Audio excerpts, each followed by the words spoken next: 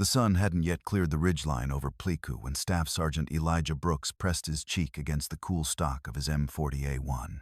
The jungle below was still wrapped in fog, that damp, heavy kind that tasted like iron and diesel.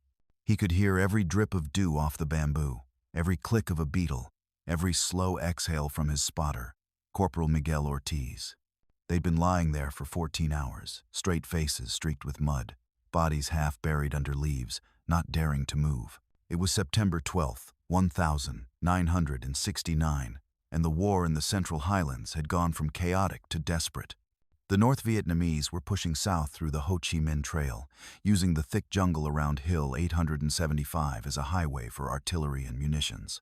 Somewhere out there, hidden beneath the canopy, were mortars Type 63 seconds destined to rain down on an American outpost less than 4 miles away. Through his scope, Brooks spotted movement.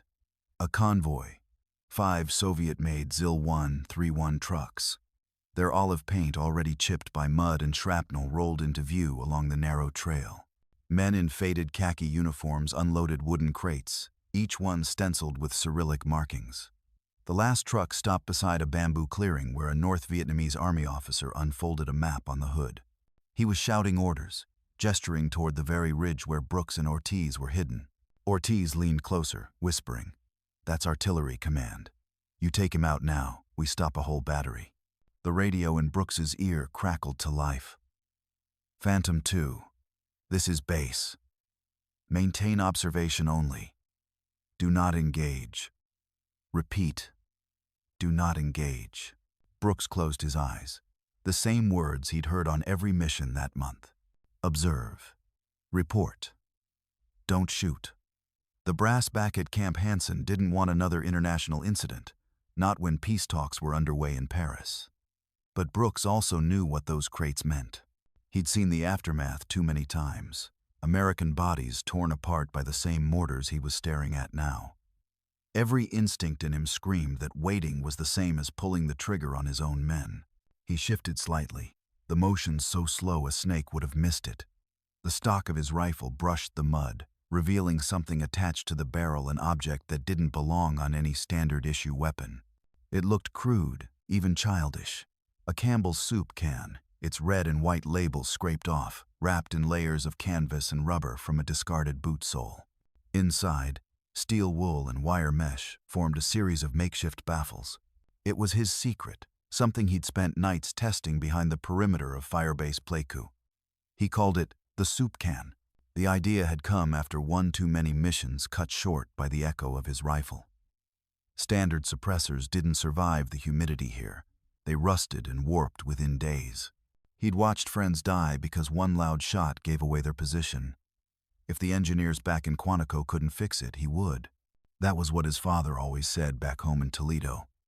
If you can't fix it with what you've got, you're not thinking hard enough. Now that invention illegal, improvised, and ridiculous-looking sat between him and a court-martial.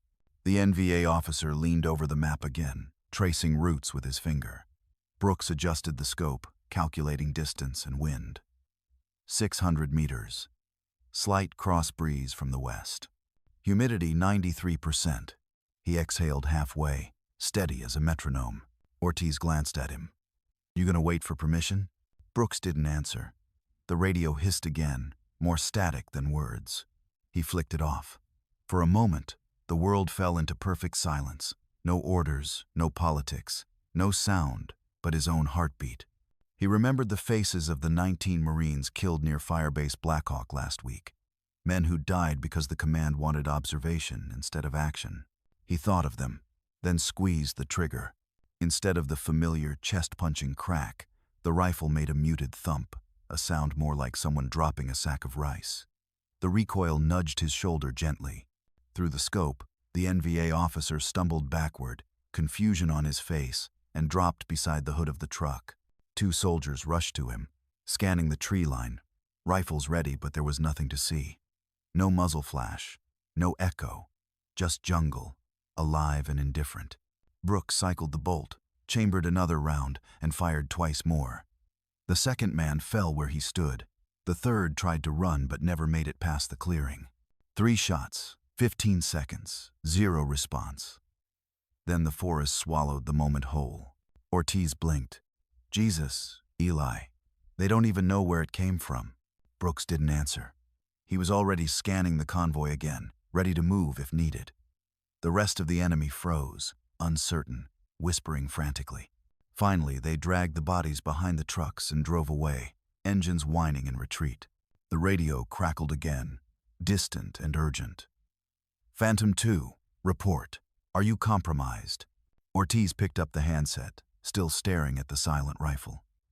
Negative base, no compromise. 3 enemy Kia, target neutralized. Brooks kept his eyes on the scope, voice barely above a whisper. Tell them the truth, Miguel. I disobeyed a direct order. Ortiz hesitated, then spoke slowly into the mic. Copy base. Staff Sergeant Brooks acted on immediate threat to friendly forces. When he set the radio down, the 2 men sat in silence. The jungle around them hummed again, crickets, birds, the distant buzz of a Huey somewhere beyond the valley. It was as if the world had exhaled.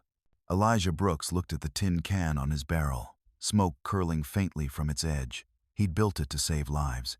Now it had just started a chain of events that would change everything from the rules of engagement to how the Marines fought in these endless, whispering trees.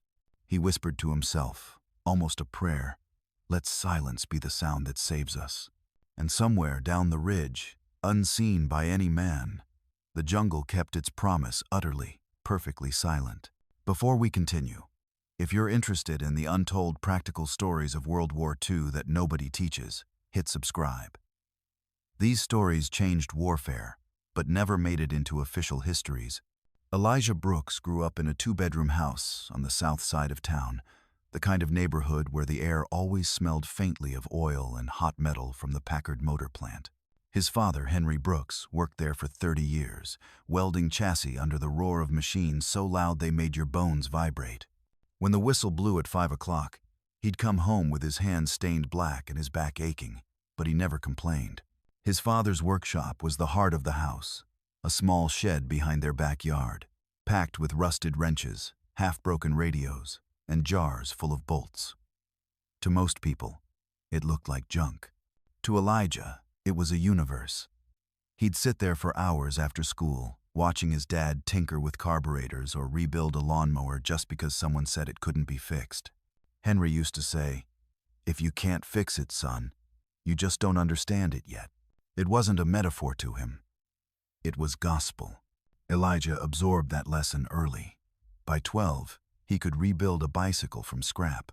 By 14, he'd turned a broken washing machine motor into a homemade go-kart that nearly tore up the alley behind their house.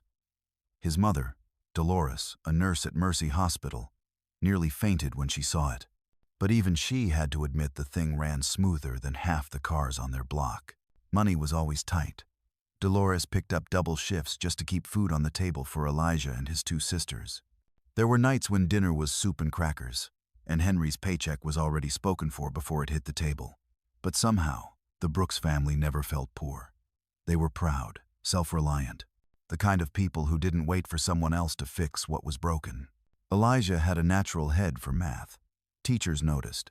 He could calculate ratios and torque conversions faster than most kids could recite baseball stats. His shop teacher, Mr. Bacher, Callahan, once joked, "That boy doesn't just measure with rulers, he measures with his brain." But in the 1,960 seconds, being a black kid with brains in Ohio didn't open many doors. Scholarships were rare, and college seemed as distant as the moon landing on their old Zenith TV. So when recruiters started showing up at the high school cafeteria with promises of steady pay and technical training, Elijah listened. He wasn't running toward war. He was running toward opportunity. At 17, he joined the Marine Corps Delayed Entry Program, thinking he'd end up fixing engines or maybe learning electronics. Instead, in 1964, he found himself shipped off to Marine Corps Recruit Depot San Diego, where the world quickly reminded him who he was and who he wasn't. Boot camp was a test of muscle and mind, but for Brooks, it was also a test of patience. The racial tension in the barracks was thick enough to choke on. Some drill instructors still barked the old slurs under their breath. But Brooks had something no insult could shake focus. He wasn't the biggest recruit. He wasn't the loudest. But when it came time for rifle qualification, something happened. On the range, he found a stillness he hadn't known he was capable of. Breath in, half exhale, squeeze. Each round punched the paper center like he was guiding it there by thought alone. The range officer walked down the line, counting the holes. Then he looked up and said, "Who the hell shot lane 14? Brooks raised his hand. "Son," the man said, lowering his clipboard. "You just shot a perfect score." Word spread fast. A black recruit named Brooks had outshot everyone in his platoon. Some men rolled their eyes. Others muttered excuses. But Captain Thomas Wilson, a grizzled veteran from Korea, just smiled. "I don't care if the man's green with purple stripes. You shoot like that, you're going to sniper school." Sniper school. It wasn't part of his plan. He'd imagined fixing radios, maybe becoming a mechanic, not learning how to take lives from half a mile away. But something about the discipline of it, the math, the precision, the patience spoke to him. It wasn't about killing, it was about control. He trained at Camp Pendleton first, then Quantico, mastering everything from range estimation to fieldcraft.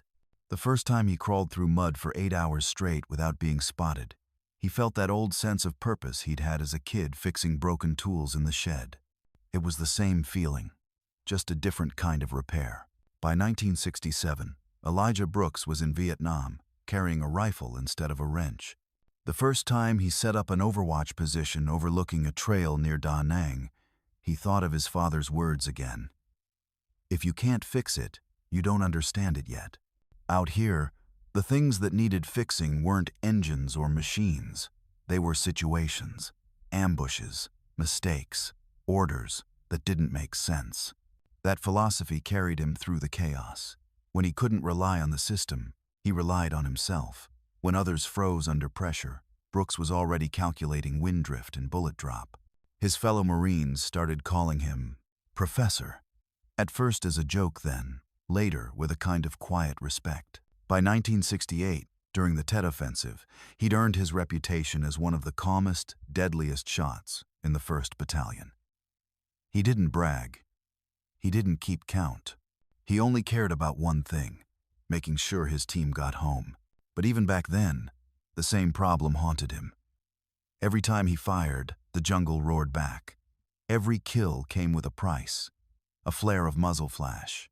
A thunderous crack that gave away his position. The enemy didn't need to see him. They just had to hear him. And somewhere deep inside, the same mechanic's mind that once rebuilt a broken washing machine began to wonder, what if the sound itself could be fixed? By the summer of 1969, the war in Vietnam had changed. The early illusions of control were gone, and what was left was a slow grind of politics, confusion, and fatigue. The Marines in the Central Highlands weren't fighting to win anymore. They were fighting to survive. For Staff Sergeant Elijah Brooks, it felt like the war had turned into a cruel equation where the numbers never added up right. Pleiku had become a ghost's battlefield, thick jungle, red mud that swallowed boots, and the constant hum of invisible enemies. The North Vietnamese army moved like smoke through the trees, setting ambushes and disappearing before air support could even take off. The official reports called it guerrilla resistance. The Marines called it hell. Brooks was attached to 1st Battalion, 5th Marines, operating near Firebase Blackhawk, a small outpost that looked like a child's sandcastle surrounded by an ocean of green death. From that position, his sniper team was assigned one simple directive: observe and report. But every time those words came over the radio, Brooks could feel his stomach twist.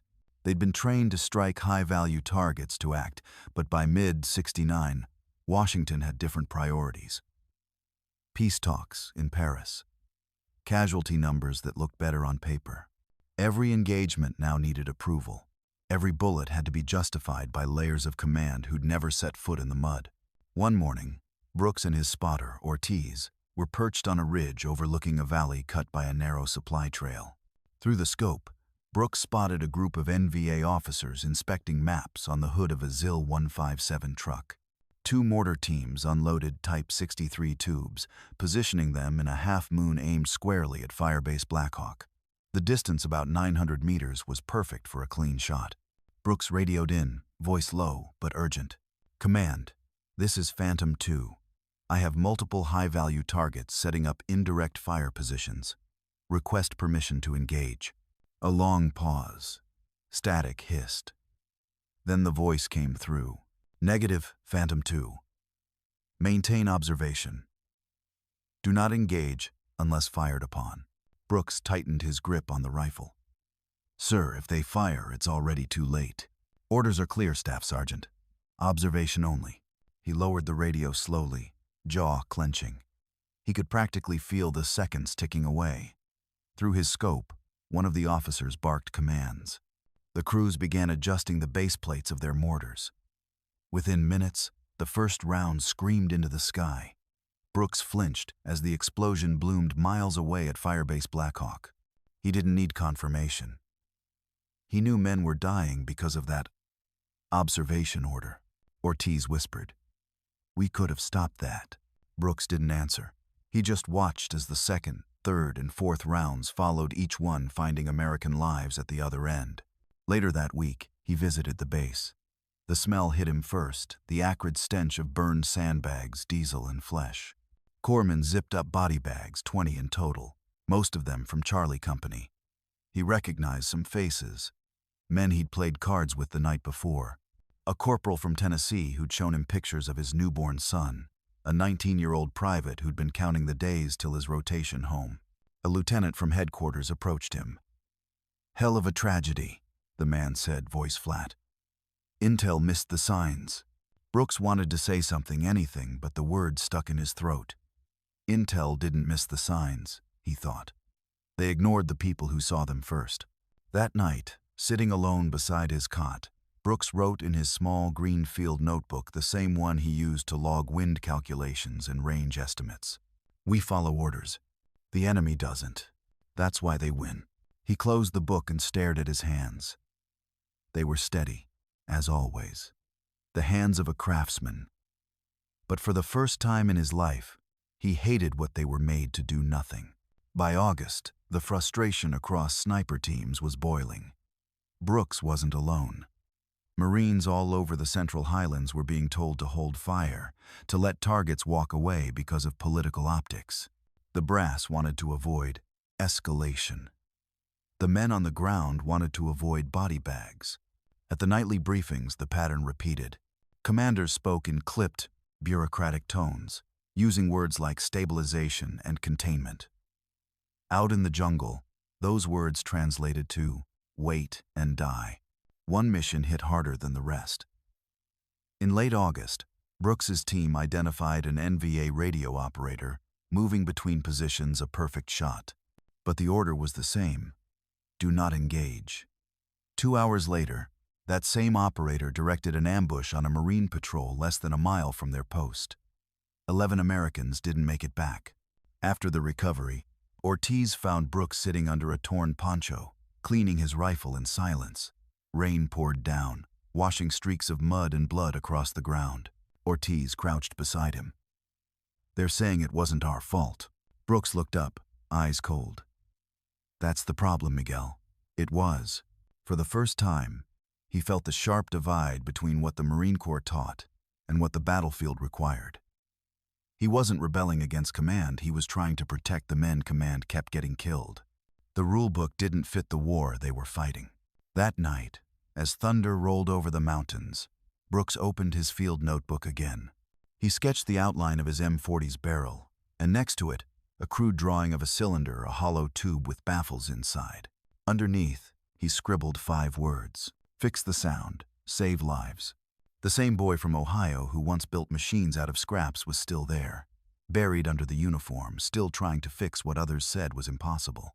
Only now, what needed fixing wasn't a broken radio or a bike chain. It was a doctrine that was getting Marines killed. And in that moment, under the pounding rain of Pleiku, Elijah Brooks decided he was done waiting for permission. September 1969 brought a kind of quiet that didn't feel peaceful. It was the kind of quiet that came from defeat. Pleiku's hills had burned for weeks under mortar fire. Now, even the cicadas seemed tired of screaming.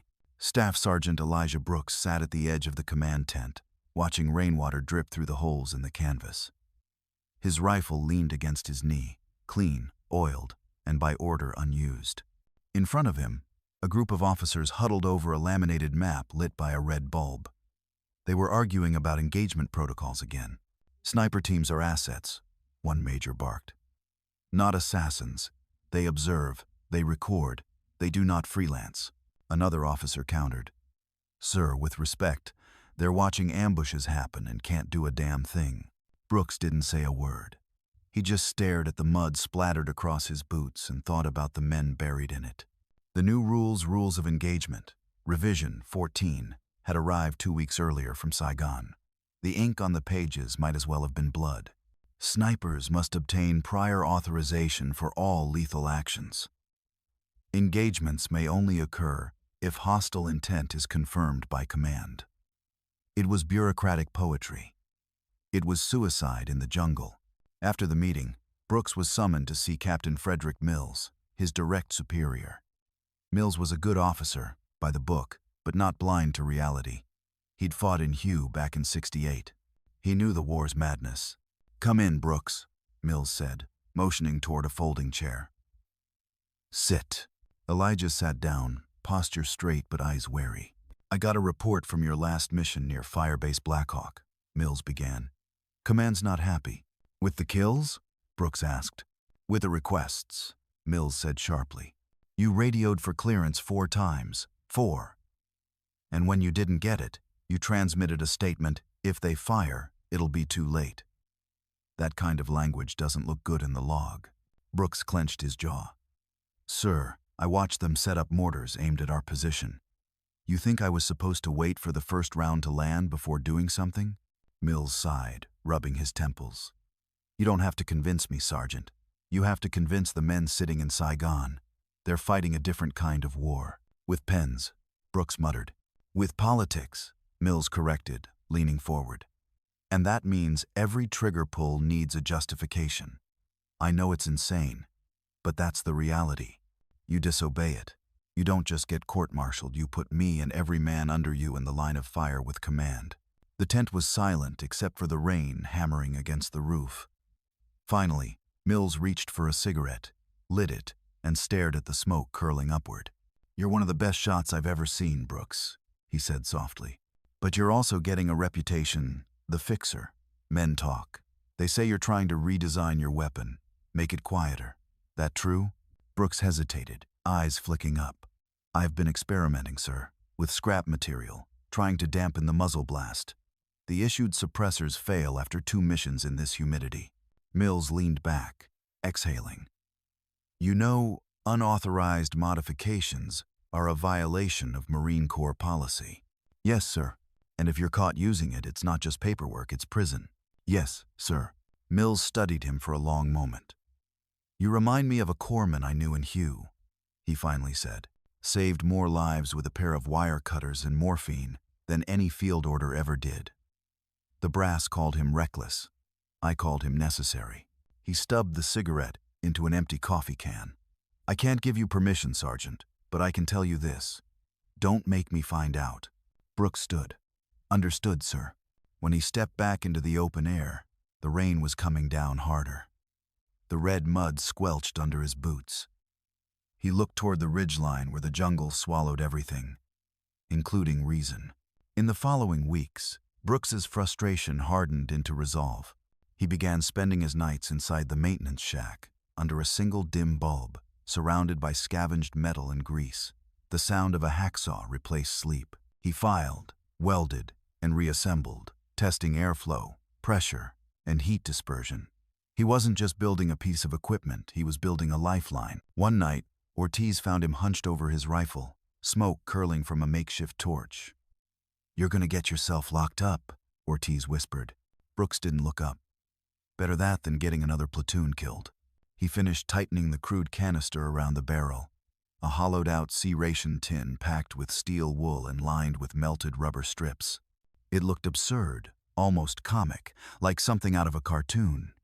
But when he fired a test round into the jungle, the usual crack of the M40 became a dull thump, quiet, soft, almost ghostly. Ortiz blinked. "Holy hell, Eli.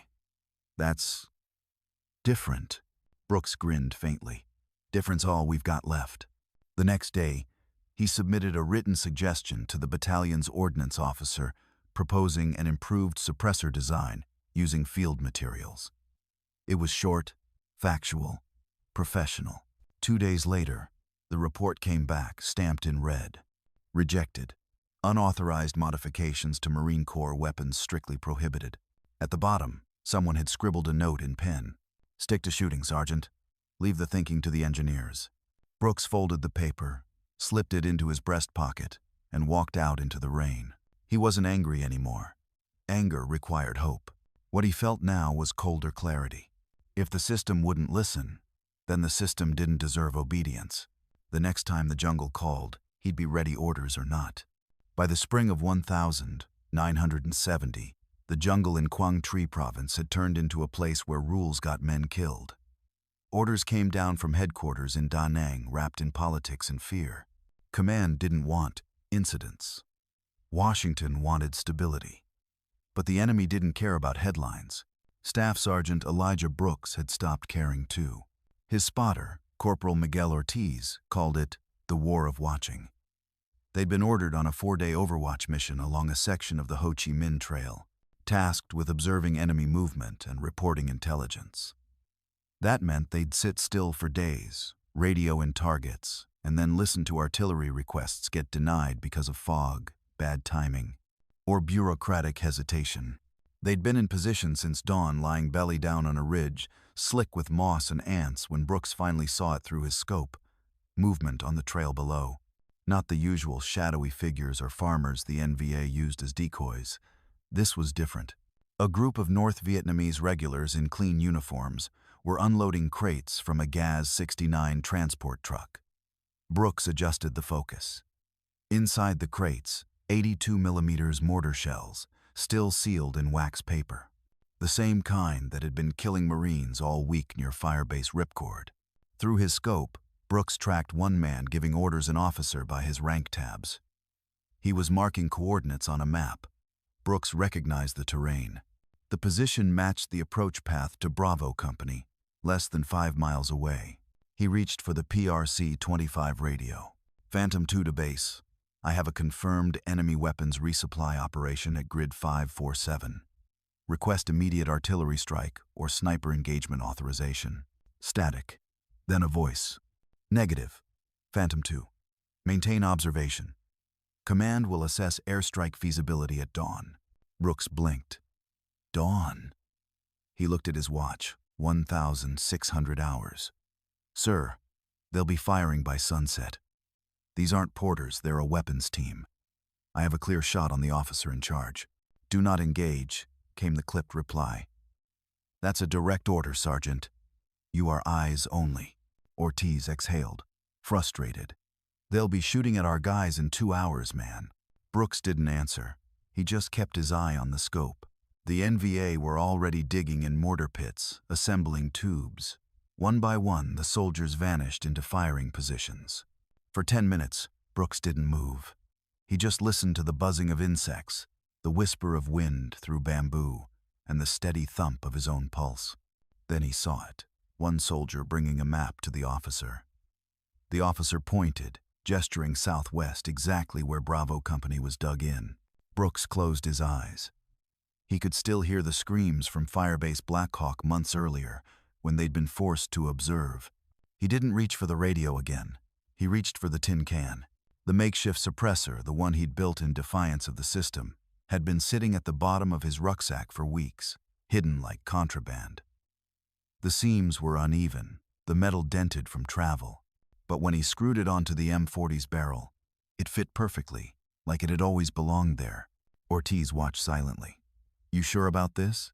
No, Brooks said, but I'm sure about them.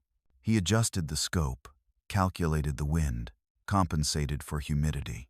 He slowed his breathing until the world narrowed to the crosshairs and the small, square jaw of the officer below. Inhale. Half.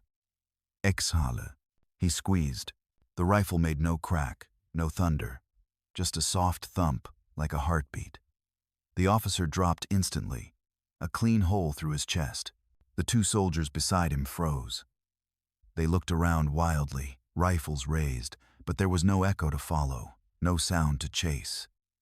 The jungle just hummed, indifferent. Brooks worked the bolt, chambered another round, and fired again, another dull thump. One soldier fell.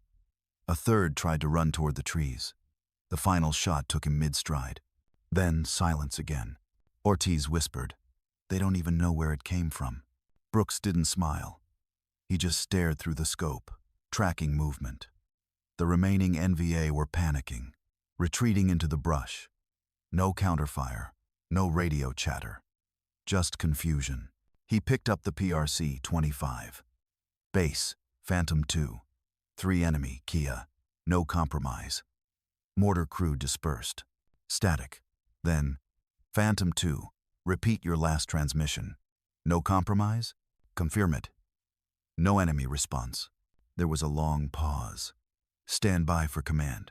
5 minutes later, the voice came again, different this time. Deeper, slower. Phantom 2. Describe engagement method. Brooks hesitated. Then, modified sound suppression device. Field constructed. Improvised material. Local supply. Silence. Then, understood. Maintain position. Await further orders. Ortiz leaned back, exhaling hard. That's it? No reprimand? No court-martial threat? Brooks kept watching the trail. Not yet. They stayed in place for another 6 hours, just watching. The NVA never returned. When dusk settled, the jungle came alive again. Frogs, wind, the slow trickle of rain starting to fall. For the first time in months, Brooks felt the rarest emotion in war. Satisfaction. No artillery, no orders, no permission, just a clean mission. Back at Firebase Ripcord the next morning, a runner delivered a message from battalion.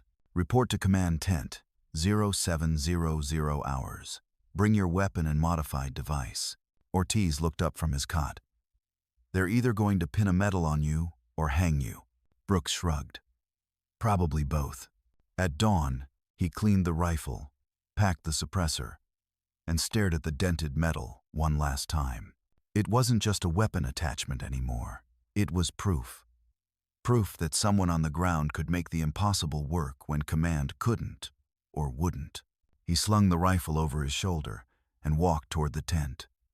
The sun was just breaking through the mist, and for the first time in a long time, the jungle didn't feel like it was closing in. It felt like it was listening. When Staff Sergeant Elijah Brooks walked into the command tent that morning, every eye turned toward him. The air smelled of coffee, sweat, and diesel. Officers hunched over maps and radio logs, their faces tight with exhaustion. But all conversation stopped when Colonel Franklin Hargrove, the battalion commander, looked up from behind his folding desk. "Sergeant Brooks," he said, his voice even but heavy with authority. "Close the flap." Brooks obeyed. The tent fell silent, save for the dull hum of a generator outside. His M40 rifle rested in his hands, barrel pointed down. The battered tin can, wrapped in olive drab cloth, was tied to his belt. "Set that thing on the table," Hargrove said, gesturing with his pen. Brooks did as ordered. The colonel leaned forward, studying the crude cylinder like it was some kind of alien artifact. "This the device you used yesterday?" "Yes, sir." The colonel exchanged glances with Major Henry Cole, the executive officer, and Captain Mills, Brooks's commanding officer. Cole's face was unreadable. Mills, though he looked almost proud, in a quiet, worried sort of way. 3 confirmed kills, no enemy counterfire, no loss of concealment," Hargrove said, reading from a clipboard. "That accurate?" "Yes, sir." "And you understand you directly violated standing orders not to engage?" "Yes, sir." The colonel nodded slowly, tapping his pen on the desk. "You realize, Sergeant, that under normal circumstances, that's a court-martial offense?" Brooks stood straight, hands at his sides. "Understood, sir. I'll accept whatever punishment's required." For a long moment, Hargrove just studied him, the kind of long, appraising stare that old battlefield commanders give to younger men they don't know whether to admire or destroy. Then the colonel sighed. "You ever read Clausewitz, Sergeant?" Brooks blinked. "Can't say I have, sir." Clausewitz wrote, that war is chaos, and the commander's duty is to impose reason on it. He gestured to the suppressor. What you did, that's reason, the kind that saves lives. Major Cole frowned. With respect, sir, we can't condone disobedience. If every man out there starts building his own toys. Hargrove cut him off. Major, every toy this Corps ever used started with one man who didn't follow instructions. The colonel leaned forward, steepling his fingers. Tell me something, Brooks. How many rounds you figure this thing can handle before it burns out? Brooks hesitated, surprised. Maybe 30, 40 if you're lucky. The steel wool starts to compress. Rubber melts under heat. Hargrove nodded thoughtfully. And how long to make another? About an hour, sir. If I can scrounge the materials. The colonel's lips twitched into what might have been the faintest smile. Scrounge what you need. You'll report to the armorer by 1600 hours. I want you to make 5 of them for testing. And, Sergeant, keep your mouth shut about this outside of my tent. Brooks blinked. Sir? Officially, you're being reprimanded for unauthorized modification of government property, Hargrove said flatly. Unofficially, you're now in charge of improving it. Mills couldn't help but smirk. Cole looked like he'd just swallowed a lemon.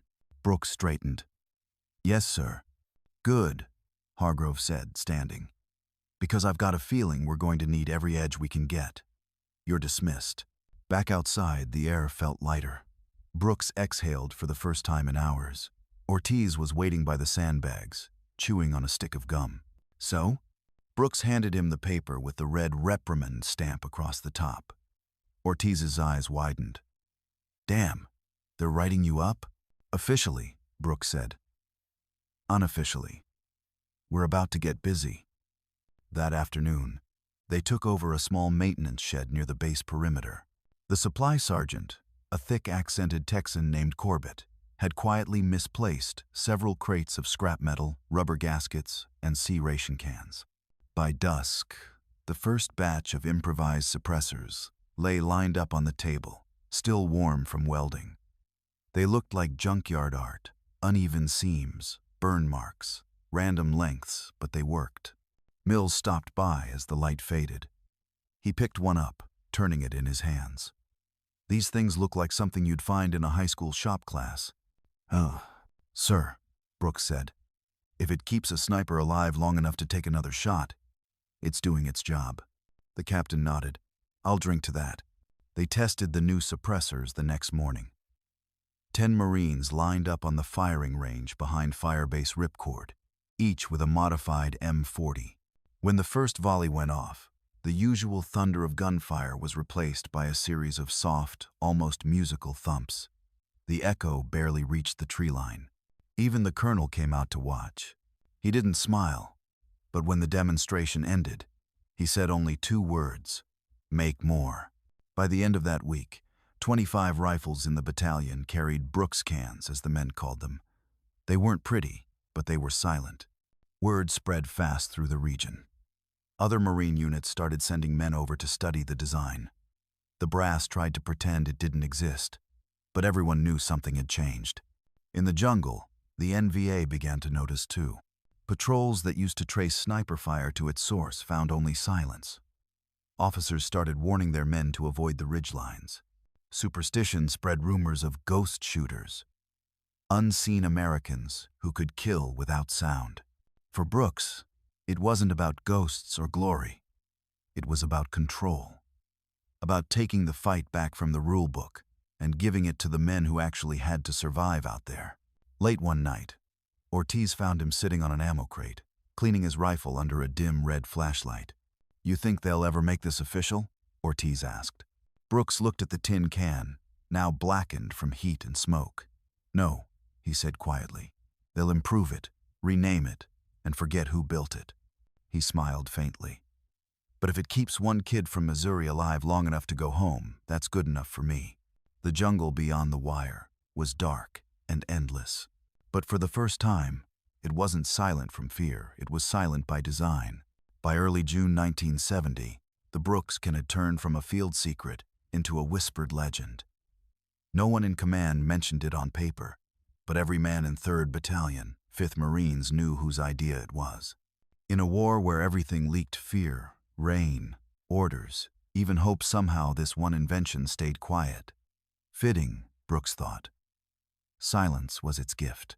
They'd been operating deep in the Yashao Valley, a green coffin of fog and gunpowder, where every shadow could hide an ambush. That morning, Brooks and Ortiz had crawled into position overlooking a stretch of jungle trail used by NVA patrols. The mission: neutralize enemy spotters directing mortar fire on Firebase Henderson, 5 clicks north. The air was heavy with humidity, thick enough to drink. Mosquitoes buzzed around their faces, sticking to the grease paint that made them ghosts in the leaves. Through the scope, Brooks watched a group of 4 NVA officers checking coordinates on a paper map spread across a fallen tree. Ortiz whispered, "You think they're the ones calling shots on Henderson?" Brooks nodded. "They move like they own the place." He reached for his rifle, the M40 fitted with one of the newer cans, freshly built back at base. The steel was darkened with soot, the seams better welded, the insides packed tighter. Version 3, if you ask the armorer. Silent thunder, the men called it. Brooks chambered around, feeling the familiar resistance of the bolt sliding forward. Through the glass, he could see the lead officer pointing toward the north ridge, exactly where the Marines were dug in. "Permission to engage," Ortiz whispered automatically, his voice half mocking the phrase that had haunted them for months. Brooks smirked. Permission granted. The first shot landed clean, a soft thump, followed by the officer collapsing like a puppet with cut strings. His companions froze, heads jerking up in confusion. A second thump. The radio man fell backward into the ferns. No return fire, no shouting, only the jungle's dull hum. Ortiz exhaled. "Still gives me chills, man. It's like the jungle doesn't even notice." "Good," Brooks said. "Let it stay that way." They remained in position for another hour, documenting enemy movement, taking 2 more shots when a second patrol arrived. 4 confirmed kills, 0 compromise. By sunset, they had withdrawn to their extraction point without a single shot fired in return. When they returned to Firebase Henderson, the reaction was immediate. Word had already reached the colonel. A radio intercept confirmed that the NVA command cell in that area had gone silent, literally and strategically. Operation Dead Calm, Mills called it with a grin when they returned to camp. "Hell, I'm putting that on the board." Over the next month, the Brooks cans spread faster than supply officers could count. Marines from the 1st Division came through on rotation, begging for blueprints, sketches, even napkin notes. Brooks did what he could, teaching anyone willing to listen. The key wasn't the materials, it was the patience. The packing density, the alignment, the airflow control. Too loose, it popped. Too tight, it cooked itself. One evening, while showing a younger Marine how to wind steel wool into the can's interior, Brooks noticed the kid's trembling hands. "Take it slow," he said. "You rush it, you'll burn your shot and your life." The kid, 19, baby-faced, from Ohio, looked up. "Sarge, you really think this thing's gonna make a difference?" Brooks smiled faintly. "It already has." He didn't tell him about the intercepted message that had come through Division HQ 2 days earlier, an NVA field report describing phantom marksmen, killing officers with no sound, no warning, no direction. The report called it death from the trees. The brass found it almost funny. Brooks didn't. For him, silence wasn't power. It was mercy. Every time that muffled thump echoed into the canopy, it meant another ambush prevented. Another Marine who wouldn't have to die for someone else's hesitation. But the silence came with weight, too. The kind that followed you when you tried to sleep. Every target he dropped stayed with him. Faces, uniforms, the way the jungle swallowed the bodies whole. War wasn't clean, even when it was quiet. One night, while sitting outside the bunker under a pale moon, Ortiz handed him a canteen of coffee. "You ever think they'll remember this, Eli? The tin can thing?" Brooks chuckled. "Nah, they'll bury it in a manual somewhere and call it technological adaptation. Maybe 50 years from now, some historian will dig it up and give it a fancy name." Ortiz took a sip, then nodded toward the jungle. "Doesn't feel like history. Feels like survival." "Same thing out here," Brooks said quietly. "One just lasts longer. A moment later, flares lit up the horizon, distant flashes of orange cutting through the dark. Firebase Henderson was under attack again. Brooks didn't hesitate. He slung his rifle, grabbed his gear, and sprinted for the perimeter.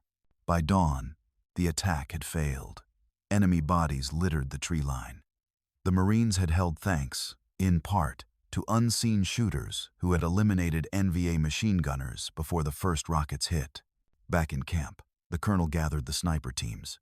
"Gentlemen," he said, voice hoarse but proud, "you've done more in one night than any airstrike this month. Whatever you're using out there, keep using it. Just don't tell me how." Laughter rippled through the ranks. But for Brooks, it wasn't funny. He looked down at his rifle, the tin can blackened and dented, and thought of all the rules that said he shouldn't have built it. In the end, he realized, every war makes two kinds of soldiers, those who follow orders and those who rewrite them. And in that humid valley of ghosts and gunfire, silence had chosen its author. By the late summer of 1970, the hills around Quang Nam province had turned quiet, unnaturally quiet. The kind of silence that made even the veterans uneasy. Patrols would move through the jungle, rifles raised, but there were no warning shots anymore, no distant sniper cracks. Just the sound of boots sinking into wet earth, cicadas droning, and the faint, eerie memory that the jungle had started keeping its own secrets. For Staff Sergeant Elijah Brooks, that silence was personal. He and Corporal Miguel Ortiz had been reassigned to a rotating recon detachment working out of Firebase Ross, part of an operation codenamed Iron Lantern. The objective was to intercept enemy couriers and officers moving between the Laotian border and the Ho Chi Minh Trail. Most Marines dreaded that mission, too deep in enemy territory, too much canopy cover for air support. But for Brooks, it was the perfect test ground. By then, every sniper in the battalion carried a variation of his homemade suppressor, some fine-tuned, others rough as hell but functional. The men had started painting their cans black with grease, carving initials into the sides. Johnson, Hendricks, Tex. Even the colonel carried one now, mounted on his personal rifle for demonstration purposes. Still, the official line was the same. No record, no acknowledgement, no prototype order placed. The Corps pretended the Brooks can didn't exist, even as it was rewriting how jungle warfare worked. Their mission that week was simple on paper. Monitor a stretch of mountain trail suspected of hosting an NVA regimental staff meeting. Intelligence believed several high-ranking officers were planning a coordinated strike across the demilitarized zone. If true, it would cost hundreds of lives. At dawn, Brooks and Ortiz began their crawl up the ridge, overlooking the meeting site. The fog hung low, clinging to their sleeves and rifles like wet silk. Every breath they took seemed too loud. "Hell of a morning to play hide-and-seek," Ortiz muttered. "Quiet," Brooks whispered. "We're ghosts, remember?" It took them nearly 2 hours to reach the observation, post a shallow ledge hidden beneath ferns and rotted logs. Through his scope, Brooks could just make out a clearing below. A crude bamboo table, maps spread across it, and a handful of men smoking cigarettes and speaking in low tones. One of them, tall and stocky, wore a peaked cap, a colonel in the North Vietnamese army, judging by his insignia. Brooks steadied his breathing. "Got eyes on target," he whispered. "Range?" Ortiz asked. 600 meters. Winds light. Humidity high. He turned the focus dial gently. The suppressor version 4 now was smooth and cool against his hand. Inside it, the new heat-resistant rubber baffles would give him maybe 50 good shots before burning out. They radioed the sighting in to Firebase Ross. Minutes passed before the reply came back. "Phantom 1. This is base. Maintain observation. Do not engage without confirmation of target identity. Repeat, do not engage." Ortiz rolled his eyes. "Here we go again." Brooks didn't move. The officer below was pointing at the map now, gesturing toward positions marked with red ink defensive perimeters that matched American forward posts. "They're planning strikes on Ross and Henderson," Brooks said quietly. "Yeah," Ortiz replied. "And we're supposed to watch." Brooks' jaw tightened. He thought of the faces he'd seen carried back to base, the young replacements who didn't last a week. He thought of the word observe, written on so many mission orders that led to body bags. He steadied the rifle. Winds shifted. I'm taking the shot. Ortiz didn't argue. He just placed his hand on Brooks's shoulder, a silent acknowledgement. The rifle gave a soft, almost tender thump. The colonel dropped instantly, a dark bloom spreading across his chest. The officers around him froze, scanning the tree line, then dove for cover, but there was no direction to trace, no echo to follow. Brooks cycled the bolt, calm and practiced. One more thump. Another officer fell backward, his map scattering into the mud. Within minutes, the clearing was chaos, men shouting, radios blaring, orders shouted to no one. Then, as quickly as it started, it ended. The survivors dragged the bodies into the brush and vanished into the trees, terrified. Brooks exhaled slowly, eyes still on the scope. That's it. Commands broken. Ortiz smiled grimly. Guess ghosts do exist. When they returned to Firebase Ross that evening, the atmosphere was different. Officers from Division Command were waiting. Word of the engagement had already reached the top. Colonel Hargrove was there, along with 2 men in crisp uniforms, staff officers from Da Nang HQ. You two disobeyed a direct order, one of them said sharply. Engagement authorization was not granted. Yes, sir, Brooks answered evenly. But the targets were verified. The strike was necessary. The man slammed his clipboard down. Necessary or not, that's not your decision, Sergeant. Before Brooks could reply, Hargrove stepped forward. That decision saved this firebase, he said quietly. Intercepted transmissions confirmed the attack plan was halted. We're standing here because these men acted when the rulebook wouldn't. The staff officer hesitated, looking between them. This conversation never happened, he muttered finally. Do you understand me, Colonel? Hargrove's lips twitched. Perfectly. When the others left, he turned to Brooks. You made me a believer today, son. Just remember, our kind of believers don't get statues. Brooks nodded. Didn't build it for statues, sir. Outside, as dusk fell over the valley, Ortiz lit a cigarette, staring into the dark jungle. They'll never write it down, will they? Brooks shook his head. Doesn't matter. The jungle had gone quiet again. But this time, it wasn't fear. It was respect, the kind earned by men who'd turned tin cans and sweat into the sound of survival. By October 1970, Staff Sergeant Elijah Brooks was a name whispered across the entire 1st Marine Division. Not in the official reports, of course, there. He was just another squad leader with commendable initiative. But among the men, especially the snipers and recon units, he was something else entirely. They called him Tin Can. It wasn't a nickname born of mockery. It was reverence, the kind soldiers reserve for a man who'd somehow bent the impossible rules of war in their favor. At Firebase Ross, Marines still told stories about the night the jungle went quiet, how unseen shooters cut down enemy commanders before a single mortar shell could fall. Some swore they saw ghosts. Others said it was the devil himself. Brooks just smiled whenever he heard it. Not ghosts, he'd say quietly. Just Marines with a little imagination. That fall, new orders arrived. Operation Iron Lantern II, a coordinated push through Quang Nam's dense hills to disrupt enemy logistics ahead of the monsoon season.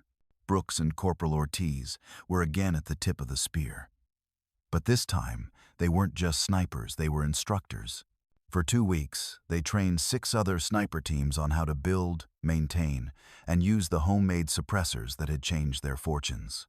They used scrap cans, motorcycle tubing, tire rubber, and steel wool scrounged from cleaning kits.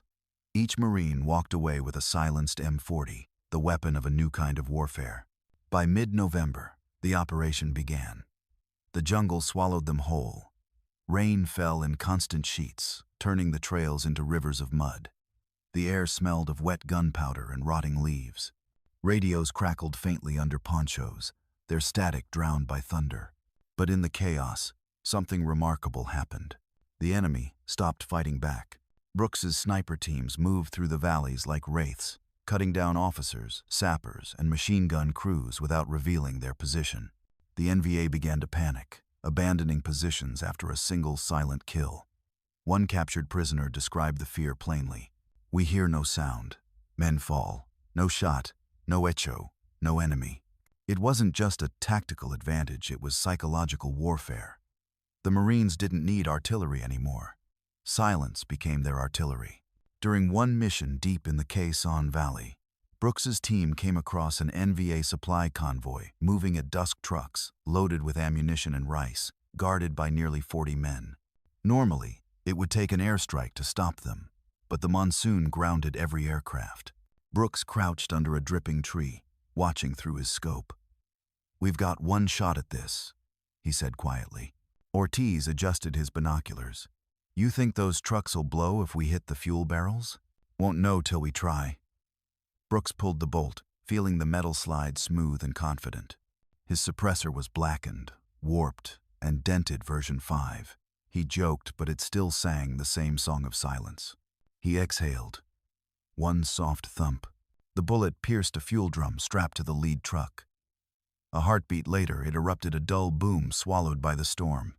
Flames leapt through the convoy. The NVA scattered, shouting in confusion. Brooks and his team picked them off one by one, silent flashes through the rain, each shot hidden under the sound of thunder. Within minutes, the entire convoy was engulfed. When it was over, Ortiz stared at the burning wrecks. "You know what's crazy?" he said. "That wasn't even loud." Brooks smirked. "Loud's overrated." They pulled back before enemy reinforcements could arrive. By the time the first light broke through the mist, all that was left on the trail were twisted metal frames and the smell of burnt diesel. News of the ambush spread fast through Marine radio chatter. "Tin cans ghosts" became a running joke in the battalion. The quietest killers in Vietnam. But for Brooks, the praise felt heavy. Every silent shot was a choice he'd made to bend rules, to improvise, to carry the moral burden of disobedience for the sake of survival. Some nights, he couldn't sleep. The rain on the tent canvas sounded too much like gunfire, and he'd find himself staring at his rifle, wondering how many lives that tin can had saved, and how many it had taken. Still, when the call came again, he never hesitated. In December, the enemy launched a retaliatory push toward the Tam Khai sector, trying to reclaim lost ground before the year ended. Dozens of Marines were pinned in the valley below. Command needed sniper teams to delay the advance to hold until reinforcements could arrive. Brooks volunteered first. He and Ortiz took a small team of 3 into position along a rocky ridge, overlooking a dense choke point where the NVA would have to pass. The night was moonless, the rain heavier than ever. Through the scope, he saw them rows of helmets glinting faintly under lightning flashes, hundreds of them. He whispered to Ortiz, "You ready?" Ortiz nodded. "Always." The first thump echoed through the storm, then another, then another. The ridge came alive with silent fury. Each team fired in rhythm, their suppressors hissing softly under the thunder. The NVA, confused and terrified, dropped into cover, firing blindly into the trees. They never found their attackers. By dawn, the valley below was littered with empty helmets and abandoned rifles. The NVA had retreated. The Marines held the line. When Brooks finally lowered his rifle, his hands were shaking from exhaustion. Ortiz looked over, grinning through the rain. "You ever think about how this all started? One empty can of beans." Brooks chuckled softly, the sound drowned in the wind. "Yeah," he said. "Funny what a little noise can buy you when you use it to make silence." The jungle around them was still again quiet, not from death, but from victory. The kind of silence only earned by men who dared to rewrite the rules. By the spring of 1971, the war in Vietnam was winding toward an uncertain end, and so was Staff Sergeant Elijah Brooks's time in country. 3 tours, countless operations, and one piece of forbidden ingenuity had changed not only his battalion but the entire philosophy of Marine sniper warfare. At Da Nang airfield, the air smelled of jet fuel and wet clay. Helicopters thundered in the distance as Brooks packed his last duffel. His rifle was already tagged for shipment back to Quantico for evaluation. The suppressor, though his battered, blackened tin, can sat on the table beside his helmet. "Leave it," the armorer said. "They'll want to take a look at that thing." Brooks hesitated. The can was dented, scorched, its edges frayed from months of combat. It didn't look like much. But in those dents lived the echoes of men he'd saved, faces he couldn't forget. He set it down gently, nodding once. As the transport lifted off, the valley below shrank into a green blur. He could almost hear the jungle's silence again, the hush that had followed every shot. It wasn't triumph. It wasn't glory. It was the sound of men surviving something they never should have. Back in the States, the war faded into controversy and politics. Brooks tried to fade with it. He bought a modest house outside Jacksonville, North Carolina, close enough to Camp Lejeune to hear the faint boom of artillery on training days. He married a nurse named Carla, raised 2 kids, and worked at an auto garage. To the neighbors, he was just another quiet veteran with oil-stained hands and a permanent squint. But at Quantico, instructors were whispering his name again. A new sniper training syllabus circulated through Marine channels in late 1972, anonymous revisions, emphasizing autonomy, adaptability, and field innovation. No citation, no author, just 3 simple lines scrawled at the top of a page. Sometimes the right call isn't written in the manual. Sometimes silence saves lives. Act, even if no one thanks you. No one needed to ask who wrote it. By 1980, the Corps had officially adopted improved suppressor designs built on the same principles Brooks pioneered: gas control, heat resistance, modular baffling. His junkyard can had become the template for a new era of precision warfare. Sniper teams from Lebanon to Grenada would later use silenced rifles that owed their DNA to that single act of rebellion in Quang Nam. But Brooks never once called himself an inventor. When a young reporter from Leatherneck magazine tracked him down in 1985 for a feature on marine field innovation, he shrugged off the praise. "All I did," he said, "was fix a problem no one else wanted to admit existed. The jungle was loud enough already. I just made it quieter for my guys to stay alive." He paused, looking at an old photo hanging on the garage wall, him and Ortiz, grinning in their muddy fatigues, rifles across their knees. "Besides," he added, "the best ideas don't come from officers or engineers. They come from people who run out of options." When Brooks retired in 1990, the Marine Corps finally invited him to Quantico as an honorary guest lecturer. The sniper school's instructors, most of them born after the war, listened in stunned silence as he told them about that first day in the jungle, the decision that broke every rule and saved hundreds. He finished his talk the same way he'd lived his career, simply. "If you're ever out there, and the rules tell you to do nothing while men are dying," he said quietly, "you better decide which side of history you want to stand on. Because sometimes silence isn't just sound, it's conscience." They gave him a standing ovation. But Brooks didn't stay for the ceremony afterward. He slipped out quietly, just like he always did. He passed away in 2004, sitting on his porch with a mug of black coffee, watching the Carolina dawn. At his funeral, Marines from 3 generations attended: snipers, mechanics, officers, even a few old friends who had served with him in Quang Nam.